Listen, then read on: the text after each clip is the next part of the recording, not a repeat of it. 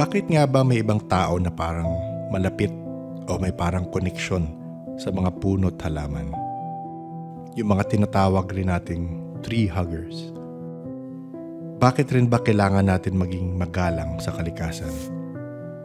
Ano ba pwede mangyari kung hindi natin ito gawin? Ngayong gabi, meron tayong mga kwento, mahaba't maiksi, kung ano mga experience ng iba't ibang tao sa mga puno't halaman.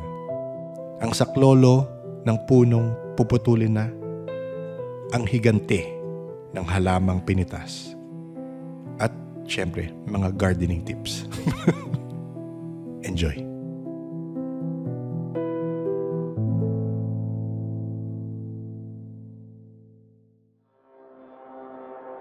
Ang una nating kwento ay kay Miss M. Ito ang kakaiba niyang experience dahil pinagkuha sila ng halaman para sa isang assignment.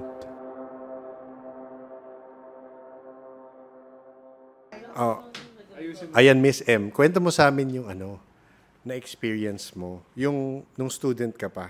So, estudyante ka nito, pang ilang year mo sa medicine, di ba? No, pharma. Pharma, okay.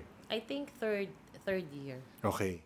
So, required kasi sa lab, pipa leaves kasi yun eh. Okay. So, siya yung big tree na heart shape yung dahon. So, required kami na kumuha ng dahon na yun. I think yung group lang ata namin. So, meron siyang tree dun sa may SM ngayon eh. SM Manila. Yung may MRT. MRT ba? O LRT pa LRT, ata. LRT. Oo, LRT. So, yun. So, may tree dun sa, ano ba yung gitna? Anong tawag dun? Basta sa may road, mga, di ba? Sa kalye. Sa kalye. So yun, umakyat ako doon, kumuha ako ng ng leaf para iuwi sa house. Kasi doon daw meron. So wala namang nakalagay na bawal. So leaf lang naman. So may guard, sabi ng guard, bawal. Pero nakuha ko na kasi. So to cut it short, inuwi the leaf. Ang assignment kasi is ibo-boil, I think yung leaf.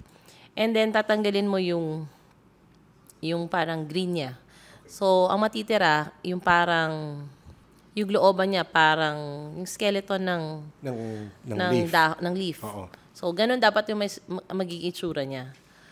So, after, hindi ko lang alam kung after kailan, ilang days. So, nag-start yun namaga yung legs ko. So, normal kasi sa akin na namamaga kasi talagang marami akong allergies. So, normal yon. Pero ang kakaiba doon, on my right leg lang, na nagkumakate tapos namamaga na siya. Hanggang umaakyat na siya sa legs ko. So, dinala na ako sa UST Hospital kasi yun yung malapit. And then, akala nila, typical allergy ko kasi normal yun. So, to cut it short again, parang kinabukasan, buong body ko na yung namamaga. Namamaga. As in, swell. Itchy, na masakit, yung parang puputok yung body mo kasi nasi-stretch na siya sa maga. Marami na yung nag-test. Matagal tumagal ako sa hospital, siguro mga 3 weeks yun. So, ang ending, hindi nila makita yung 3 cause. 3 weeks, ha? Oo. 3 weeks. 3 weeks sa hospital. So, hindi nila makita yung cause. So, nag-biopsy.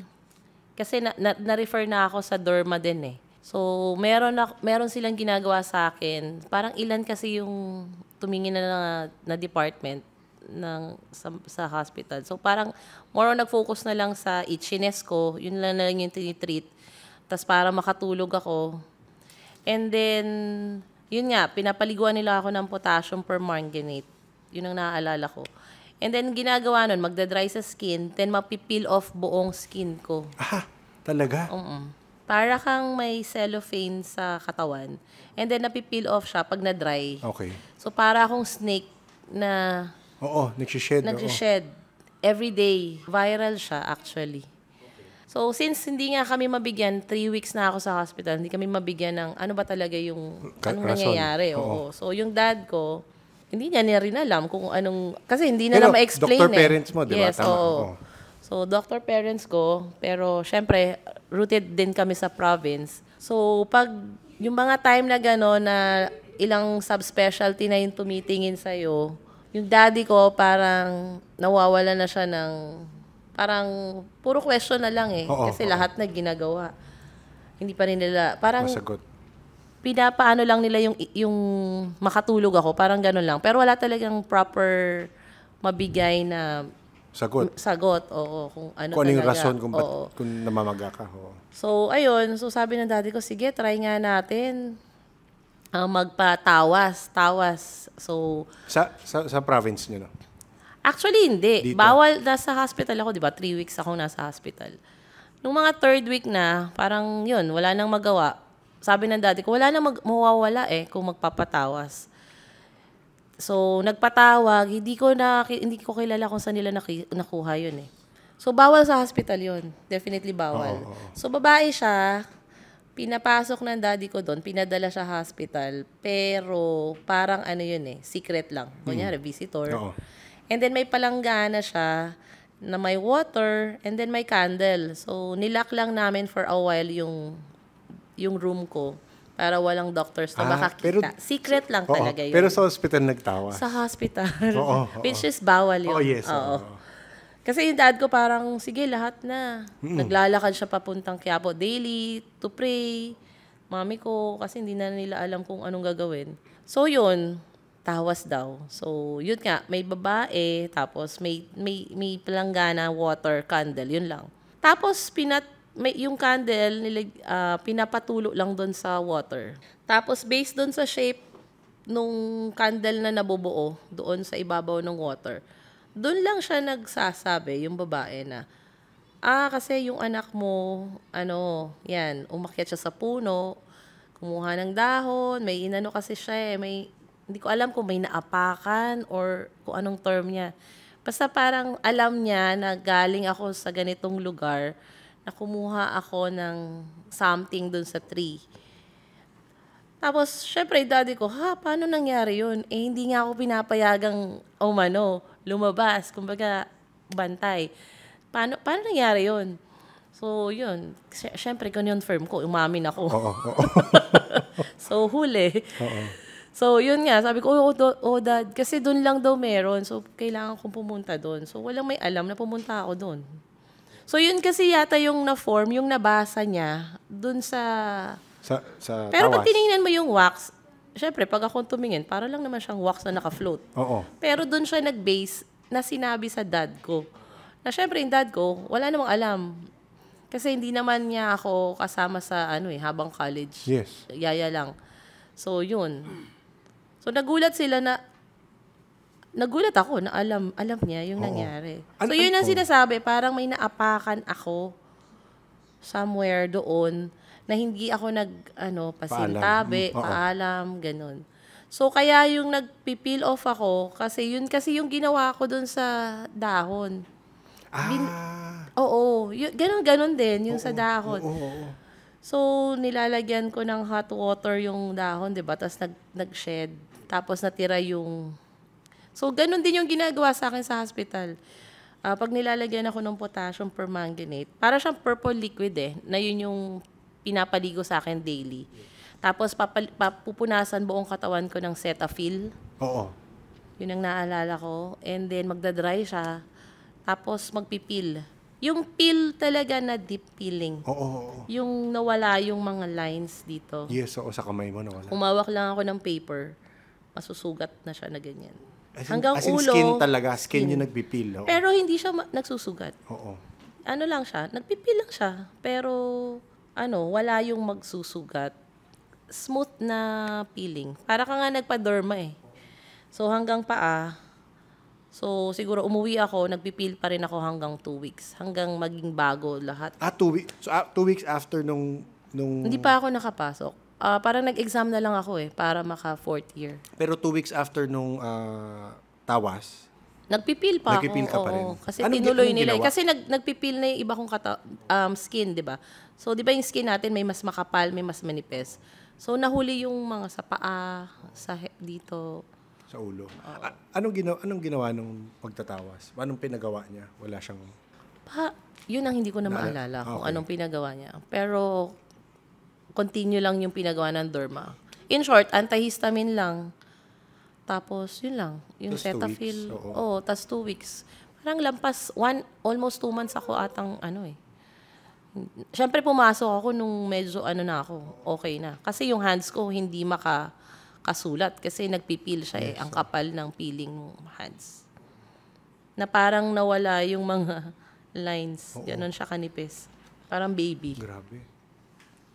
Pero hindi ko na maalala kung ano yung ritual na ginawa or siguro meron sa daddy ko sinabi. Oo. Kasi that time parang groggy ako lagi kasi hindi ako makatulog. Dahil nga paggabi, parang feeling ko parang kang lobo na parang parang nag-e-expand to. So ang sakit kasi yung skin ko feeling ko Nagsistretch? Oo, nagsistretch. So, buong katawan mo yung parang Buong lumolobo? katawan. Oo. Nag-start yun sa legs, tas buong katawan. Oo. Except the face. Except the face. Except the face. Okay. And ito. Oo. Except. Sa chest area. Pero ito, Sa kamay, ito. paa. Oo.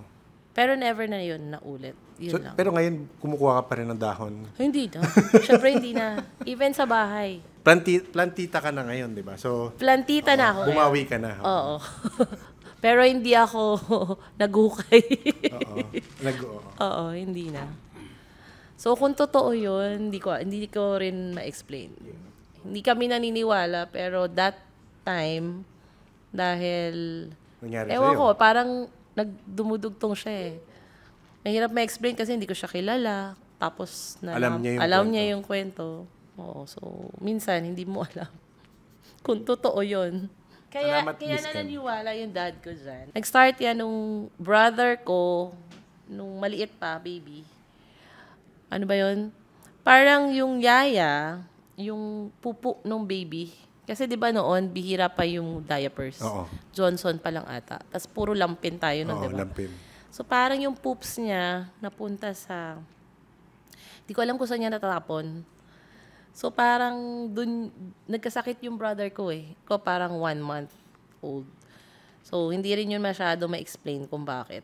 So sa Capitol yun Months din yun na nandun siya. So hindi na naman ma-explain. Ano yan sa bunso ko. Ito yung una nangyari before nung college na ako. Okay. Kasi yung bunso ko nung baby pa. So ang tagal din, parang lumulobo ata yung tummy ni yung brother ko. So, yung tummy niya lumulobo. Hindi naman premature yung brother ko. Basta kakaiba lang yung sakit niya. Tapos, lampas months siya sa hospital. So, yung daddy ko na naman, kasi sila doon nag-start na naging fanatic sila sa Nazareno. Pero that time, hindi na naman ma-explain. So, nagpatawa si daddy. Yun yung first time. Mm-hmm. So, nalaman na yun din, nalaman, kasi may natamaan yung pupu. Sabi, nung nagtawas, may natamaan yung pupu. So, tinapon daw nung yaya. Parang napunta sa may kanal or something. Parang, siguro naanod ng water, parang ganun. So, yun. So, gumaling yung brother ko. So, Tapos ng tawas. Oo. So, 1983 yun. Yung sa akin, 1998. Kaya feeling ko, kaya nagkaroon ng idea yung dad ko na magpatawas. Kasi nangyari na nung Sa 80s sa kapatid ko na hindi rin ma-explain. Nagpatawas siya. Na nalaman, na totoo pala. Kasi tinanong doon sa yaya, tinapon niya nga sa kanal. Hindi ko alam kung bakit. Kasi nung baby pa yata kami, nakatira kami sa lolo ko. So yung typical antique house, di ba? Yes. May mga sa paligid. Maraming tree. Tapos di ba yung mga gilid ng house? May siguro may mga big canals na ilagay ata doon nung yaya. So, na-confirm nga? Na-confirm. Pagkatapos? So, kaya feeling ko, kaya naniwala yung daddy ko. Tsaka naisip niya sa'yo? Oo, kasi 1983, tapos 1998, mga 99 ata yun 98, ganyan. Kaya feeling ko doon siya naniwala. Tapos naulit sa akin. Na hindi rin na-explain. Kaya hindi ko alam kung maniniwala kami o hindi, pero noong time na yun, feeling namin, paano nangyari yun, di ba? Ang hirap i-explain Tapos gumaling naman ako. So, hindi mo na alam kung through prayers, gumaling ka lang talaga ng kusa. Kasi wala ka naman talagang, parang nakaabala ako sa mga, kung sino man ang nakatira dun sa puno. Nakinunan mo? Nakinunan ko. Dapat daw kasi nagpapasintabi. Lagi. Bago kumuha? Bago ka kumuha. Oo. Hindi tinuro yun sa Hindi school. tinuro sa school. Kasi dati, yung pharma kasi ako, marami talagang lab, marami talagang mga laboratory na, mga assignments, common yun. Pero kasi pinapadalan lang ako ng mami. May oo. kumukuha for me. Kunyari, itong variety na to, sasabihin sa school. Sasabihin ko yung sa mami ko, tapos papadala niya ako. May ibang tao na nakumuha sa akin. Yun lang yung katangi-tanging plant na Ikaw ang kumuha. ako yung nag-handpick. Oo. Tapos, hindi pa sa lugar ko. Oo. Tsaka nakita nga nung nagtatawas yun. Oo. Tapos sabi pa nung nagtatawas, parang inano ka na nga na huwag ka kumuha doon. Which is true. May guard na May sumita guard sa na akin. nagsabi, oo.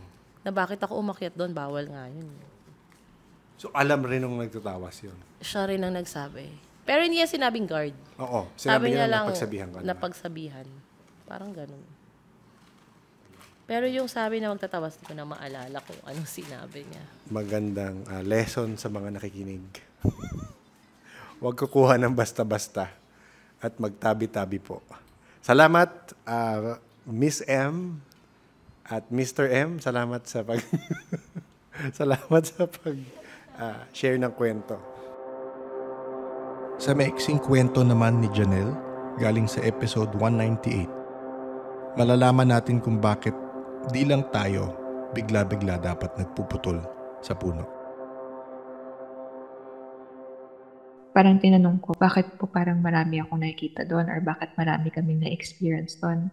She said, because a long time ago, merong puno ng kainito na pinutol. And yung mga animals na nakatira doon, nawalan sila ng bahay. So, because of that, parang, ayun, nanggugulo sila or they're scattered around the house because they have nowhere to go. Meron pa akong solution na nakuha doon. And she recommended na mag-plant kami ulit ng fruit-bearing tree. Yes, oo. Nawala yung puno. So, the entities could have a home again. Yes, oo nga. Ang sunod na kwento naman ay galing kay Carmen. At sa parang connection niya sa mga puno at sa mga halaman. May konting tips na makukuha dito ang mga plantito at plantita.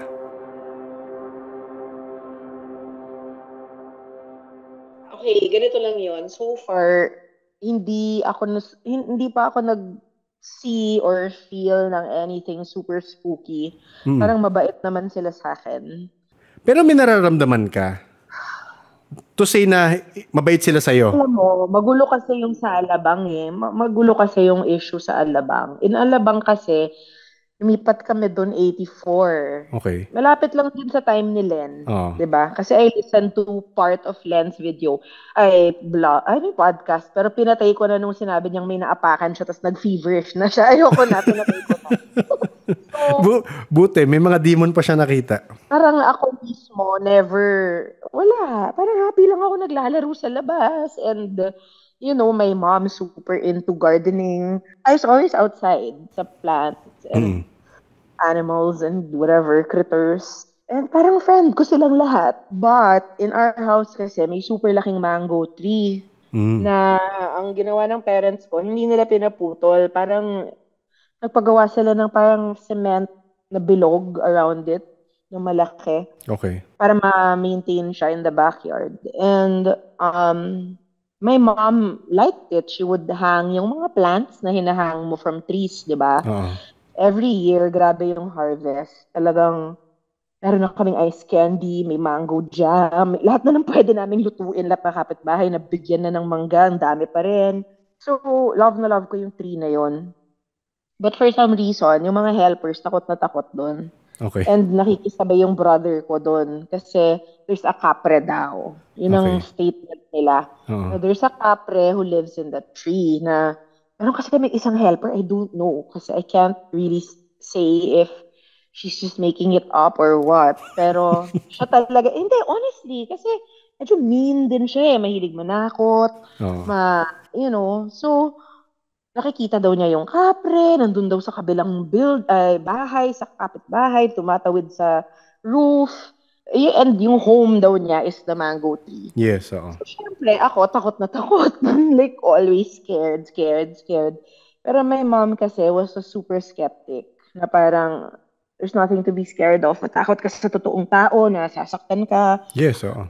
Ganyan. More of ganyan yung mom ko. And she never experienced anything. Pati yung dad ko, lost naman yun eh. Wala namang pakils. It was my brother na hindi ko ma-verify. Kasi parang the Capre would take his form daw and talk to Okay. the helpers. Yes. Nakita daw niya one time, he was in his car and then he saw one of the helpers talking to someone pero no one was there. So bumusina daw siya. Tapos sabi niya, sino kausap mo? Tapos biglang the helper freaked out and said, ikaw yung kausap ko. So, I don't know. Pero like I said, ako personally, nothing like that. Pero ito yung, dito talaga ako may na-feel. Saan? Dito ngayon? No, about that same tree. Okay. Kasi ang nangyari, syempre after over time, yung roots of the tree, it started going into the cement dun sa may bathroom ng parents ko. Tapos parang nadadamage yung plumbing. So instead of like kung ako yon, I would have just had the roots fixed, 'di ba? Parang papaayos ko. Gusto ko Yes. i-maintain. Yes, oo. Pero it wasn't my call, 'di ba? Sila naman ang gagastos. Oo. They had it cut down. Yung buong tree? Yung buong tree. Okay. And doon ako, parang that was my first experience na related dun sa tree na yon. And it wasn't fear, it was super sadness and stress. Parang naalala ko yung araw na dumating yung mga magka-cut down. I could hear the chainsaws. Halos maiyak-iyak na ako. Ang bata ko pa noon, like young high school or late grade school, parang ganun. Nandun ako sa kwarto, just trying to cover my ears. Ayoko pakinggan, di ko matingnan. Parang awang-awa ako na I can't explain. And if I'm being honest, parang grabe na yung mga series of not so great events that started after that. Oo. Yes. Ano yung events? Yung just general degradation of degradation, ano ba? Nag-degrade yung family ties, yung ang daming away, and Yes. I just really felt grabing heaviness na maling decision yun. I even tried telling them, don't na lang cut it. Just, yung mom ko, masyado namang sinis-practical na it's just gonna keep growing. It's just gonna Yes. keep breeding. Ayaw nila. Gusto talaga nila putol. Putol, wala.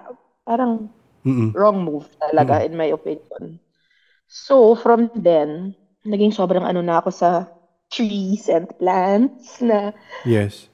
parang advocate na don't cut it as much as possible kung or kung talagang kailangan you can ball it naman yung root balling pwede mong i-move at least somewhere else. Okay. Parang bang we need them talaga. Yes, We totoo. really need them.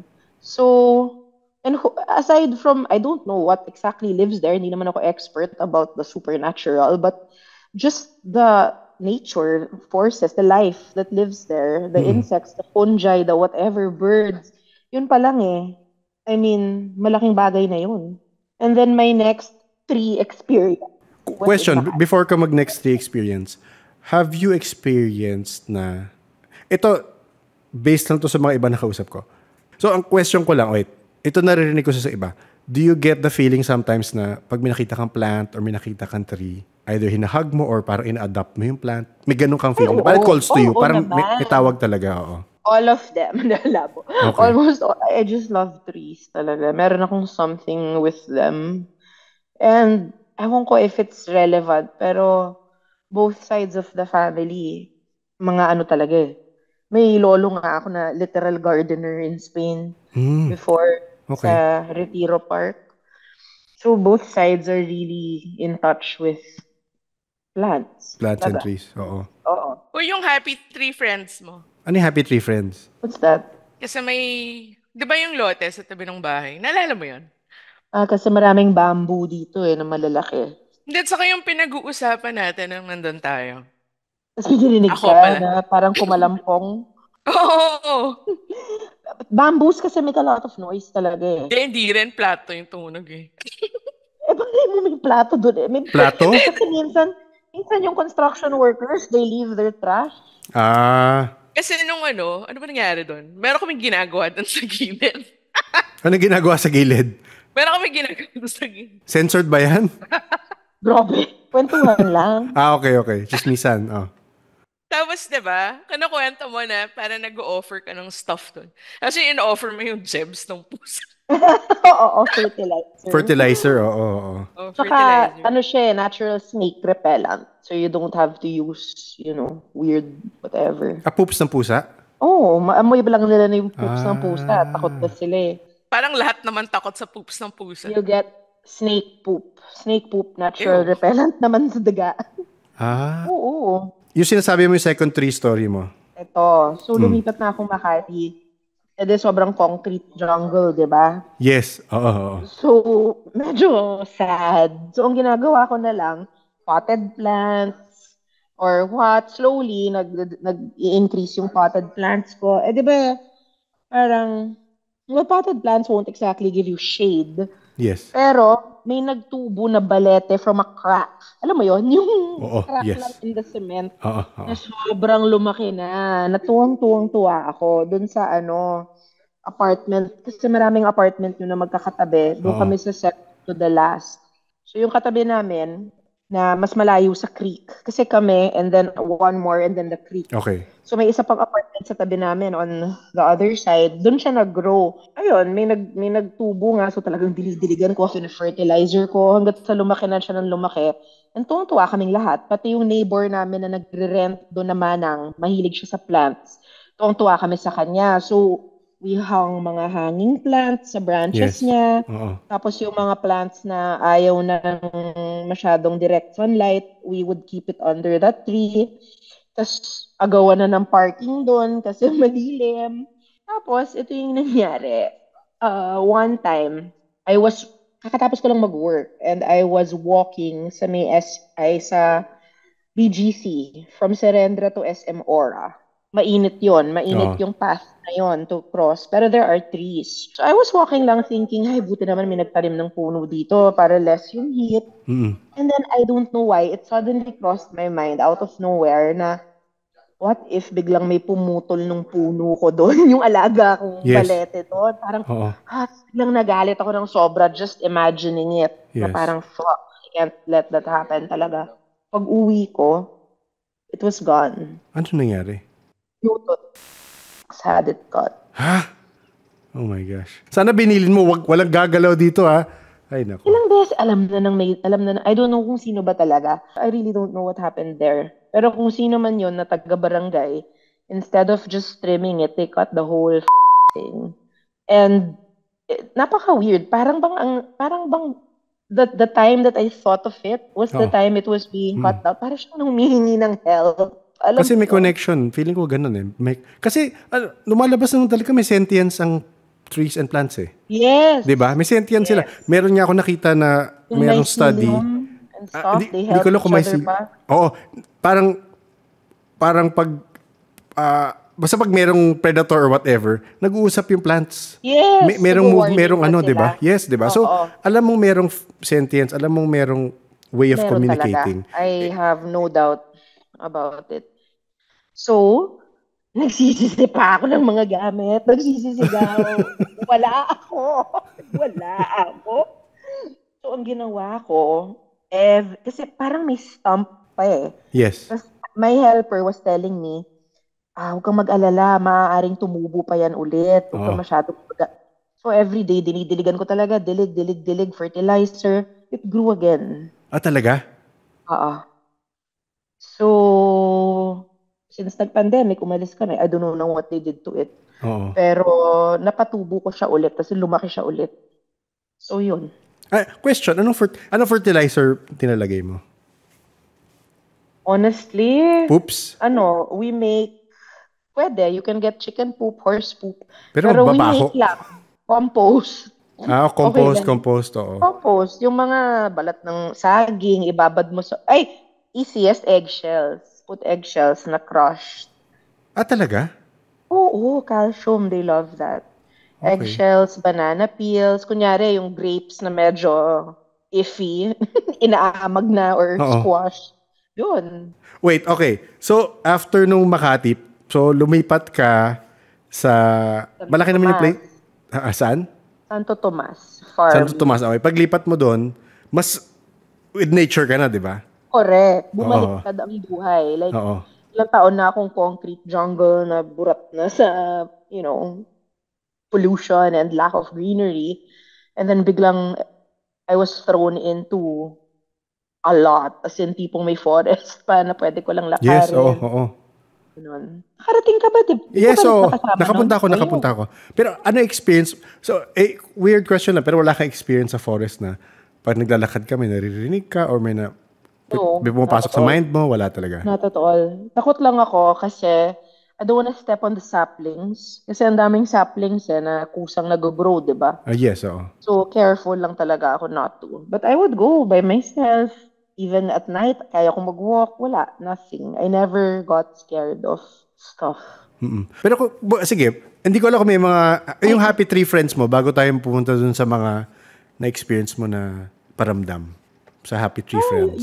Those two were the most, talaga. Yung parang Unexplained. nag-depress. Even if I didn't really know yet at the time what real depression was kasi bata pa ako. Pero that's the word siguro to describe it. When they cut that down, nakaka-depress. Na parang I just knew in my bones na this is wrong. That we're doing something wrong. Saka yung sa gilid mo, di ba? Saan gilid? Hindi, basta yung may ginagawa tayo sa gilid, tapos yung mga friends, tapos biglang tumunog yung mga plato. Parang nag-high sila.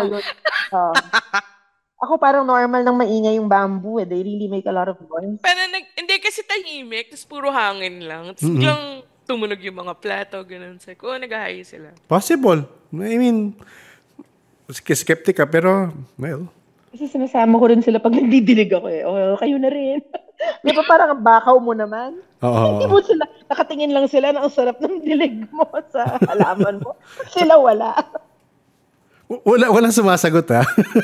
Kasi kinakausap mo sila Walang sumasagot. Hindi tayo sure. Okay. Sumasagot pala. But I do. And I try to, sometimes I forget. But aside from like, excuse me, when I'm stepping in iffy areas, you're supposed to ask before you even harvest. And say thank you. Like, pag kukuha ka ng kalamansi, please, I need some. Thank you. Thank you. Ganun. Saan mo natutunan yun? Ang weird lang pero sa family nyo, ganun? No, I read a lot about it. Okay. Yung Facebook ko, puro mga ganun na. Kung hindi early childhood education, animal advocacy, it's mga plants and mga witchy stuff. Parang medyo nagre-resonate nga ako sa ibang witchy. Anong witchy stuff? Uy, interesting. Anong witchy stuff? Ano mo yun? Diba the witches nga, they're not evil, diba? They were actually the first healers na marunong nga gumamit ng plant medicine and stuff. Yes. And meron silang mga cats usually. I forgot the reason why. There was a reason why they would take care of, maybe for the rats dinner, I don't know what. Tapos yung mga belief nila, it's really about protecting the earth at its core. Yun naman yung main, which is my thing, my jam. So, ayun. Pero I don't really, yung sister ko, mahilig sa crystals. Ang dami nilang binigay sa akin. Pero, hindi ko pa masyadong na-get into. Ano nabigay? Kung maalala mo yung mga nabigay. Marami. Iba-iba. Like this black one and purple Black tourmaline. one. Black and tourmaline, the purple one na parang, what happens? May alam ka ba? Kasi na-drop ko yung iba tapos may nag-shatter. May gagawin ka daw pa yan. Oo. May gagawin ka daw sa bits when you drop it. Ano ba? Hindi ko alam Alam mo, ako parang yung basic lang. Basic lang yung, kasi may nakausap akong psychic, tas into crystals siya, tas yun lang, sa parang, na-take away ko from her is black tourmaline, salt, yun ang parang protection-wise. Carmen, wala ka naman nararamdaman dyan, di ba?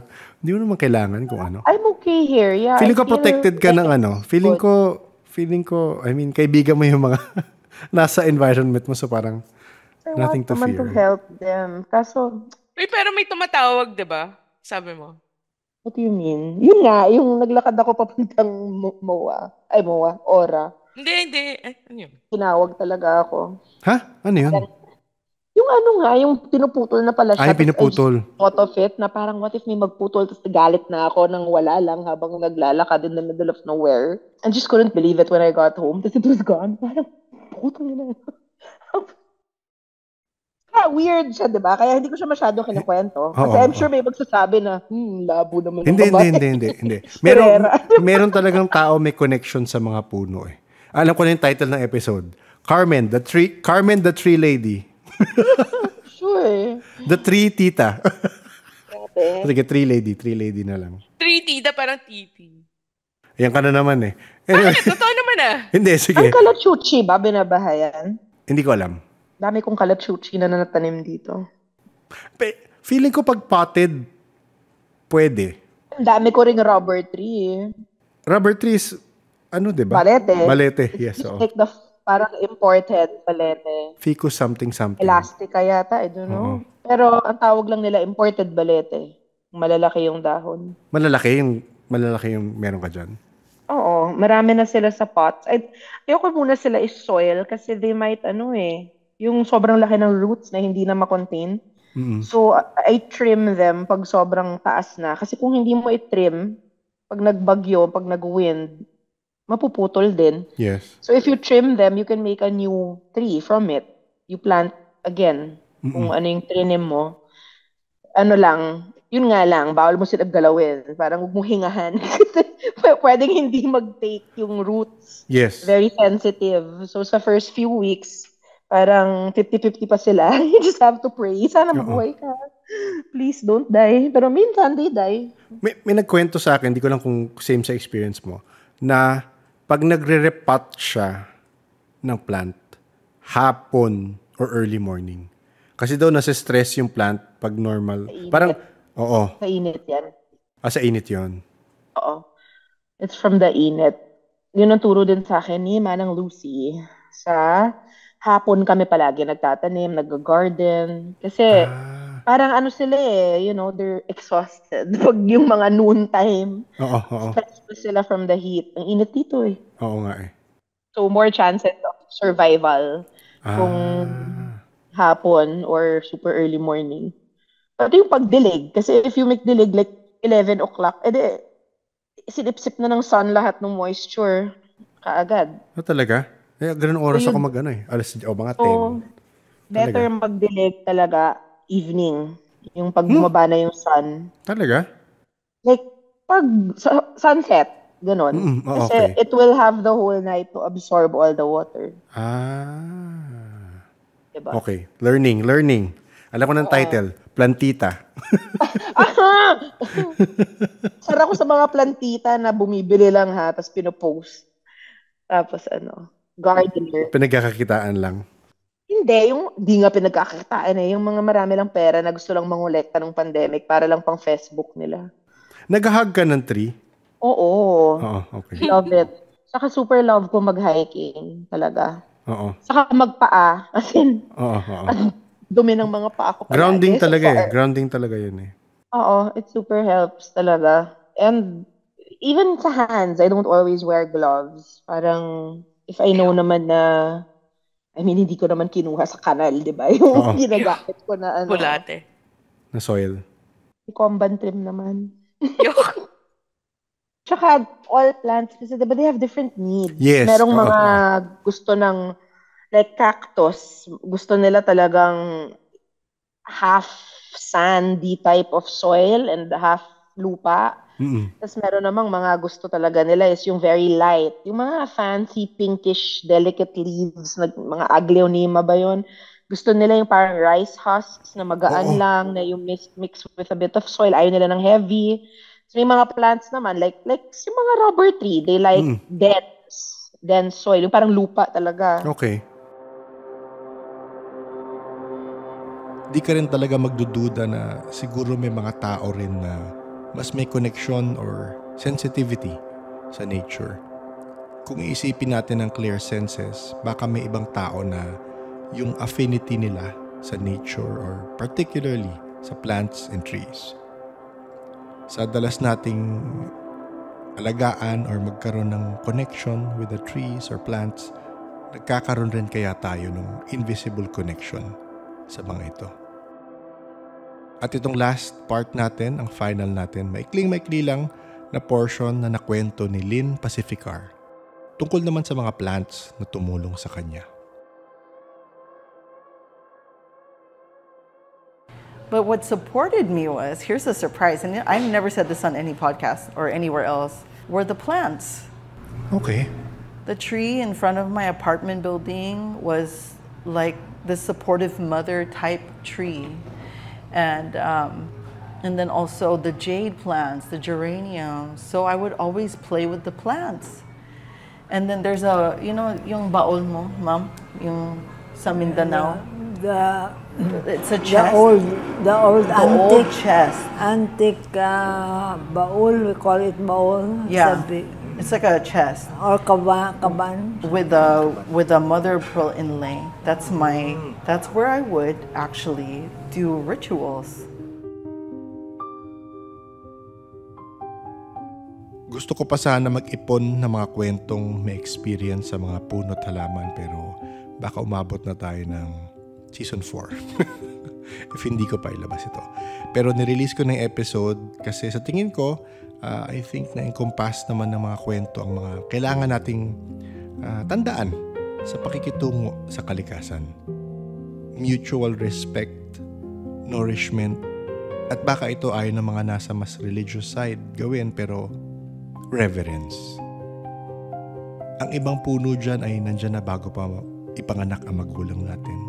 Bago pa mga lolo't lola natin, at iba dyan bago pa nabuo ang Republika ng Pilipinas. Ano ba naman na respetuhin natin ang mga puno't halaman na nasa kapaligiran natin? Madami akong naalalang maikling kwento or anecdote sa mga past guest, gaya nung sabi ni Liz na feeling niya inaalagaan ng mga halaman, yung mga halaman nila sa bahay, inaalagaan yung nanay niya. O yung kwento ng Lightseers na inasenan yung malaking puno sa labas ng bahay. It's nagalit lalo yung mga nasa loob nito. So, ang dami pa niyan actually, and let's see kung magka-time to try ko compile kahit may ikling kwento lang para, yun nga, magkaroon ng konting respeto sa Mother Nature. Diyan na muna tayo magtatapos. Maraming salamat sa ating mga nagkwento, si Miss M, Janelle, Carmen, at Kaylin. Si Janelle at Lynn ay may past episodes. Mas buo ang kwento nila doon. Ilalagay ko yung link na yon sa show notes. In case ito ang unang episode mo sa Paranormal Podcast, hello and welcome. Ang podcast ay koleksyon ng mga first-hand paranormal experiences ng mga tao. Baka mas hanap mo ay mga kwentong multo, alien o iba pang spirit or elemento. Meron din tayo yan. Merong new episodes every Thursday, 1:37 p.m. sa YouTube, and 5 days after Tuesday, 7 p.m. on Spotify. Mag-subscribe para ma-notify if may new release. Mahahanap ang podcast sa YouTube, Spotify, Facebook, Twitter X, Apple Podcast, and Rakrook. For the topics, gaya ng plant medicine na gusto ko i-deep dive, may mga libro para dyan. So, abangan nyo next year. I think may nakapila akong tungkol dito sa mga plant medicine. Yan nga, yung mga topics na ganyan, tsaka mga ibang paranormal topics na nakapag-usapan natin. Hinahanapan ko ng libro, and yun, parang ginagawa ko ng Cliff Notes version para kung gusto niyang basahin o hindi. So, mahanap yan sa deep dive episodes, English and Tagalog, every Tuesday, 11 a.m., exclusively on YouTube. So sa mga regular listeners dyan, alam niyong mahilig ako mag-collect and release ng mga episode gaya nito. Kaya meron tayong school stories, hospital stories, mountain stories. So kung meron kayong halaman or puno stories na gusto niyo i-share, email nyo lang yan sa paranormalsph@gmail.com. And before we end, I would like to give a big thank you and shout out to our paranormal Patreons and coffee supporters. Thank you, April, Arian, Biker Mama, The Count of Monte Cristo, J3, Laura, Liam, Mark, Kent, Erica, Emrys, Jan, Janelle, Chris, Francine, Fallen, Joe, Leia J, Jella, Aimee, Eleanor, Gracie, and Ready Set. Maraming salamat sa tulong nyo. There are other ways to support the podcast. You can always share your favorite episode to a like-minded friend or share it on Reddit. Nakita ko yung mga nagsishare doon. Salamat sa lahat naman nagsishare at nagre-recommend ng podcast. The Paranormal Podcast is engineered and produced by F90 Productions. Maraming salamat ulit sa inyo lahat, sa mga nakikinig, sa mga nagsishare ng stories, and sa mga bultong nagpaparamdam. Please stay safe.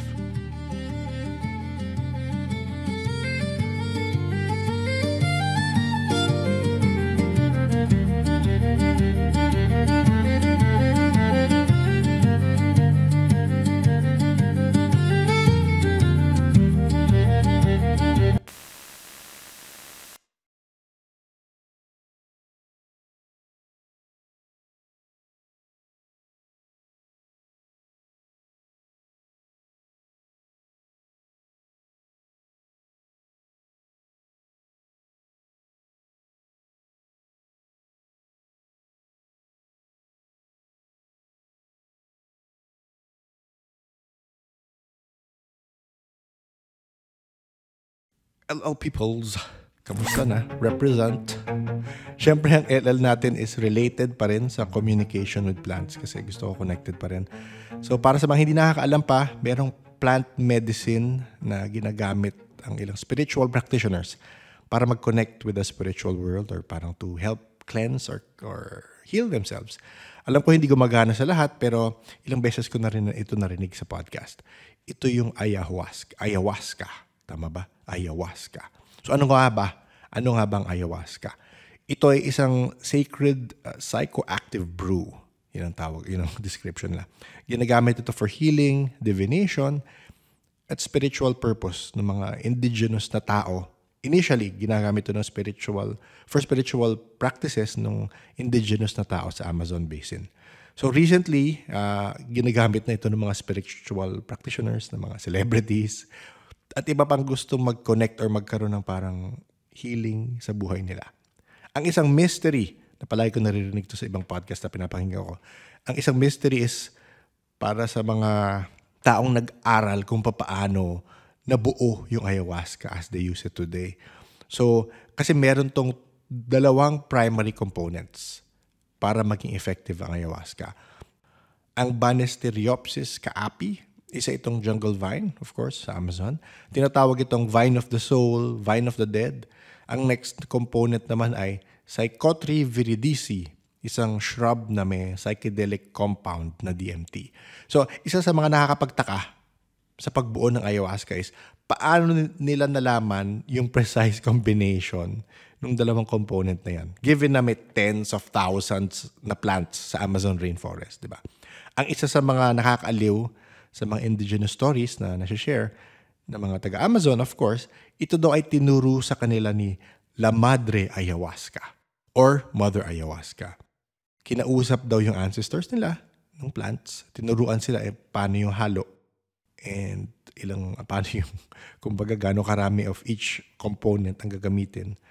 Kasi on its own, yung Banisteriopsis or yung Psychotria, hindi naman magiging same effect as ayahuasca.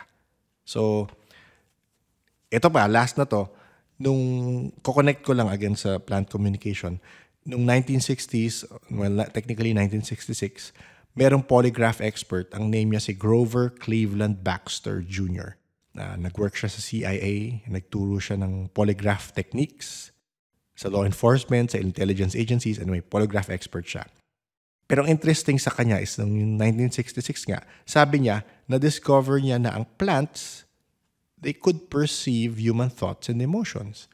So na-discover niya ito dahil kinabit niya yung electrodes ng polygraph machine niya sa isang houseplant. Tapos nung naisip niyang sunugin yung isang leaf ng houseplant, nag-spike yung needle ng polygraph kasi nakakabit niya sa plant. So similar daw sa kung ano nangyayari sa tao, yung pag-spike pag may fear or stress. Anyway, pwede nyo research to, research nyo yung primary perception theory or yung backstar effect. Pero, syempre, as usual, hindi ito in-accept ng mainstream science, yung claims niya nga. At sinabi nilang hindi nila ma-replicate yung experiments niya under controlled conditions. So, long story short, dinedebunk nila siya. Pero, as recent as 2020 to 2025, ang daming bagong discoveries sa plant communication. Hindi mo lang syempre masabi agad na may ESP ang plants, gaya ng ibang tao. Pero through measured science, meron sila nakikitang chemical signaling ang plants pag ina-attack ng insects. Meron, marami pa yan, pero example, one example per ano lang ako. So meron ring electrical signaling naman na tumutulong mag-transmit ng information about injury, light, or water stress ng plant. Ang marami recently, starting 2023, I think, is yung pag-share ng na discovery nila is yung pag-share ng nutrients and information ng mga plants with the underground fungal network. So, I think na-mention ni Carmen to yung parang mycelial network. I'm not sure if tama. I-research ko baka bash ako. Check ko ngayon para at least sigurado tayo. Mycelial network. Okay, mukhang tama naman. So, a mycelial network is the underground root-like structure of a fungus composed of a web of fine threads called hyphae. Hyphae, ayaw ko kung tama yan. Anyway, so nakikita nila as recent as 2023 to na may nag-share ng nutrients and information yung plants and yung mga fungus. So, ang nickname nga nila dito is Wood Wide Web. Wood as in W-O-O-D. Wood Wide Web. Nakakatawa lang. So, gaya nung nasabi nung guest natin from Portland way back, si Nathan, ang episode title is Intergalactic Dreams. Sabi niya, what we see as magic is just science that we haven't discovered yet. So, ang ganda, di ba? So, kagaya nun, 66 na-discover ni Baxter yon. Napansin niya yon. Tapos yung mga kwentong narinig natin today, kagaya nung kay Carmen na parang na-feel niya yung, habang naglalakad siya papuntang SM Ora, na-feel niya yung puno calling out to her, or may galit na nangyari sa kanya. Paano nangyari yan? Di ba? Why is there communication between plants and humans? Di ba? So, at this point, syempre, hindi pa natin ma-discover kung ano yan. So, I think yun, ako perception ko is, or hypothesis ko is parang ganun rin lang na same concept with sensitives na ibang tao sensitive sa movement ng Earth. Yan nga, may nararamdaman sila before mangyari lahat ng bagyo, ng mga earthquake, natutunugan na nila. Meaning na sensitive sila doon sa movement. Naririnig nila yung movement ng crust ng Earth. Di ko alam. Pero may naririnig sila or may perception silang nakukuha pag bago mangyari yon. So baka same for other people. Yung affinity nga nila, yung kumbaga yung powers. Ayaw sabihin powers. Pero yung kanilang connection is deeper with plants. Baka na past life, naging plant sila. Di ko alam. So, ayan.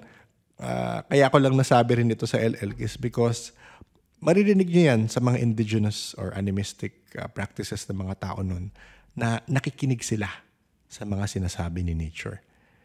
Ang kailangan mo lang gawin is makinig na maigi. So, yun. Ingat. See you next week.